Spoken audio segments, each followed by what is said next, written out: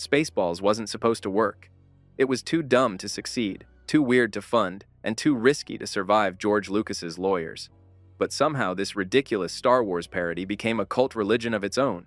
Behind the jokes, though, the production was absolute chaos: lawsuits, melted cheese, collapsing helmets, and a director who literally paid himself twice.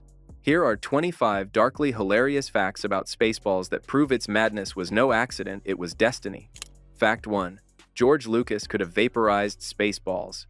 George Lucas personally gave Mel Brooks permission to parody Star Wars, on one strange condition: no merchandise. He feared confused kids would buy a dark helmet toy instead of Darth Vader. Brooks had to sign a legal contract banning action figures, lunchboxes, and t-shirts forever. That's why you'll never find Spaceballs the Flamethrower at Walmart. Lucas protected his empire, and Brooks built a legend inside its shadow. Fact 2. The studio almost fired Mel Brooks for gold paint. To play Yogurt, Brooks spent 4 hours daily in metallic gold makeup that cost $300 per session in 1987. MGM executives freaked out when they realized the paint budget rivaled entire indie films. They threatened to replace him with another director. Brooks mortgaged his house to keep Yogurt on screen. He risked bankruptcy for a joke about merchandising. Fact 3. Illegal filming on Los Angeles freeways. Several exterior shots were filmed without permits. Crew dressed as city workers, planted cameras, and vanished before cops arrived.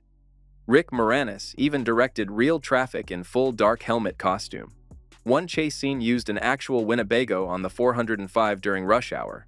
Authorities reviewed the footage later but couldn't prove it was them. Sometimes rebellion isn't in the story, it's in the production schedule. Fact 4. Everyone in Hollywood rejected it. Before MGM said yes, Disney called it too crude, Warner Brothers said too childish, and Fox refused to offend Lucas.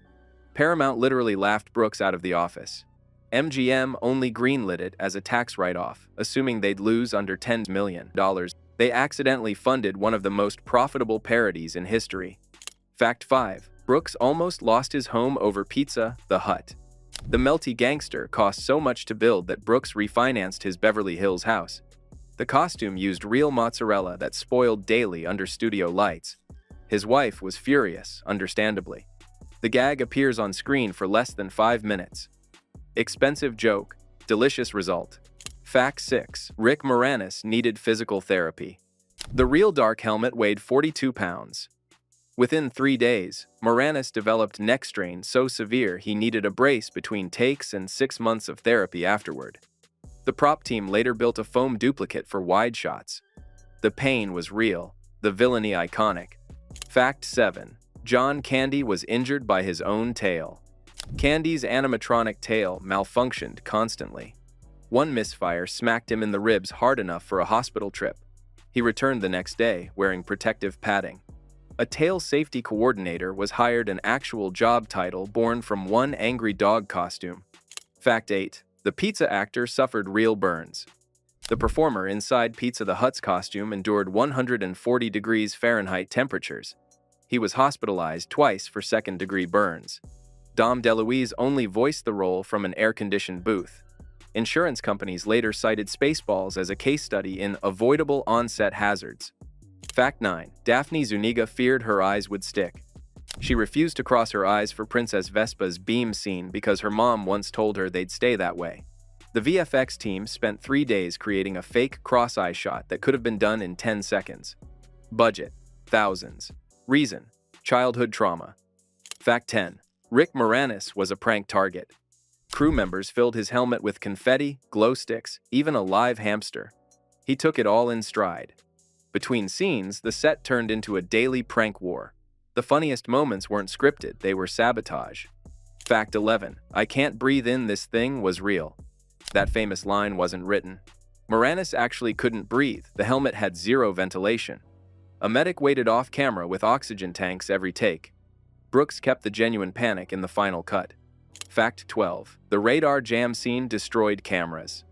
50 gallons of premium raspberry preserves fired from an air cannon cost over $2,000.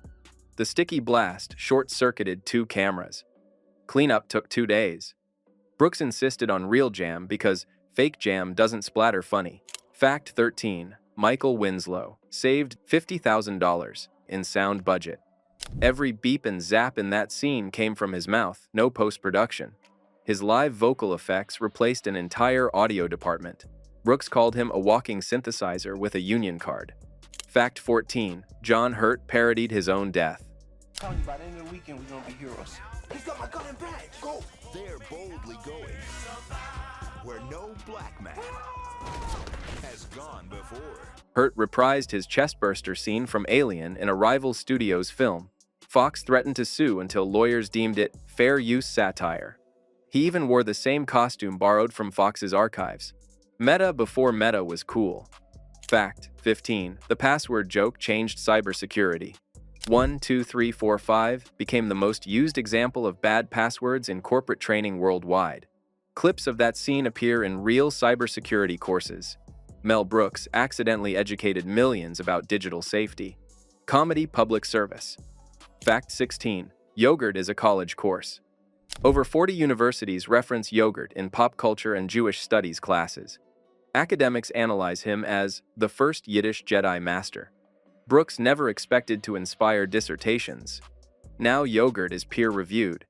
Fact 17. The fake sequel became cultural canon. Spaceballs 2, The Search for More Money is still referenced everywhere. Brooks trademarked the title just to prevent rip-offs and renews it every decade. The non-existent sequel is more famous than most real ones. Fact 18. The animated series was so bad it vanished. In 2008, G4 aired Spaceballs, the animated series, 13 episodes of pure mediocrity. Brooks disowned it. The studio went bankrupt months later. Collectors now pay hundreds for the DVDs, proof that failure can be valuable. Fact 19. Brooks refuses sequels to protect legacy. He's turned down sequel offers from Netflix, Disney, even Amazon worth over $100 million combined. Brooks keeps a list of comedy sequels that ruined their originals as a daily reminder to say no. Sometimes, restraint is the best punchline. Fact 20. The VHS box is a collector's item. If you're watching this tape, you already own it. That joke on the VHS sleeve made it a legend. Original copies now sell for $300, $500. Even Spaceballs packaging broke the fourth wall. Fact 21. Ludicrous speed caused real medical alerts. Prepare to attack. Prepare to attack. On the count of 3. 1, 2, late! The flashing light sequence triggered seizures in 3 crew members. That incident led to Hollywood's first epilepsy warning protocols for strobe effects. Comedy advanced public health policy at ludicrous speed. Fact 22. Megamaid needed NASA engineers. The 50-foot Megamaid model required aerospace-grade supports to avoid collapse. It violated LA building codes and needed special permits. Neighbors thought it was a secret aircraft. After filming, it was sold to a Texas sci-fi museum. Fact 23. Joan Rivers and Lorene Yarnell never met. Rivers recorded Dot Matrix's lines months after Yarnell finished filming in the suit. They created chemistry without ever sharing a stage. 2 performers, 1 robot, 0 rehearsals. Fact 24. Brooks legally paid himself twice. Playing both President Scroob and Yogurt required separate SAG contracts. Paperwork listed him as 2 different actors, each with salary and insurance. He even deducted both roles on his taxes. Bureaucracy met parody and lost. Fact 25. Fake merch inspired real marketing. The joke about Spaceballs the flamethrower predicted meme marketing decades ahead. Elon Musk later sold actual flamethrowers under that name. Modern ad agencies cite Spaceballs as the birth of self-aware product parody. Brooks turned a legal limitation into eternal profit. When comedy goes plaid. In the end, Spaceballs shouldn't have worked, but it did, spectacularly. Every lawsuit, burn, and budget disaster somehow aligned into the perfect storm of satire. It mocked Hollywood excess while accidentally rewriting Hollywood rules. Today, it's not just a parody of Star Wars, it's a parody of show business itself. So if anyone ever tells you your idea is too ridiculous to work, tell them you're just going ludicrous speed in reverse. Hit like, subscribe, and comment your favorite Spaceballs moment below. And remember, even in merchandising, the Schwartz is with you.